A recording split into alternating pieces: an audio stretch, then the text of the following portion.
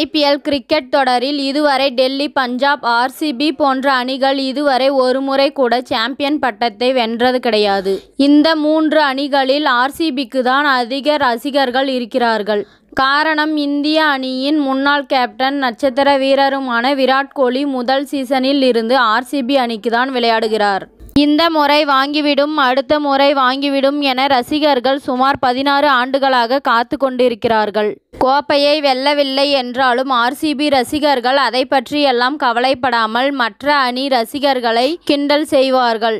இந்த நிலையில் மகளிர் IPL கிரிக்கெட் போட்டி கடந்த ஆண்டு முதல் நடைபெற்று வருகின்றது. இதில் சென்ற ஆண்டு RCB அணி சொதப்பினாலும் நடப்பாண்டு அபாரமாக விளையாடுகிறது. இதுவரை 3 போட்டிகள் விளையாடி 2 போட்டிகளில் வெற்றி, 1 தோல்வி என 4 புள்ளிகளுடன் புள்ளி பட்டியலில் 2வது இடத்தை பிடித்திருக்கிறது. RCB அணியின் பேட்டிங், பந்து வீச்சு என இரண்டுமே சிறப்பாக இருக்கின்றது. இதனால் இம்முறை ஸ்மிருதி மந்தனா தலைமையிலான RCB அணி தான் சாம்பியன் பட்டத்தை வெல்லும் என்று ரசிகர்கள் எதிர்பார்க்கின்றனர். இதனை வைத்துதான் தற்போது ரசிகர்கள் கிண்டல் செய்து வருகின்றார்கள். RCB அணியின் ஆண்கள் அணி இதுவரை கோப்பையை வெல்லவில்லை. தாங்கள் முதல் கோப்பையை வெல்ல வேண்டும் என போராடி வரும் நிலையில் ஆண்கள் அணியை மிஞ்சி பெண்கள் அணி முதல் முறையாக கோப்பையை வென்றுவிடும் என்று ரசிகர்கள் கலாய்த்து வருகின்றார்கள்.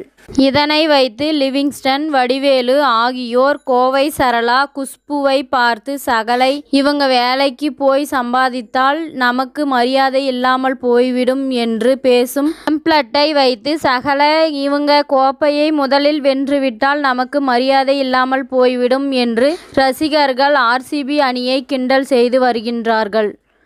இத்துடன் இந்த செய்தி முடிவடைகிறது. நன்றி, வணக்கம். மீண்டும் அடுத்த வீடியோவில் சந்திப்போம்.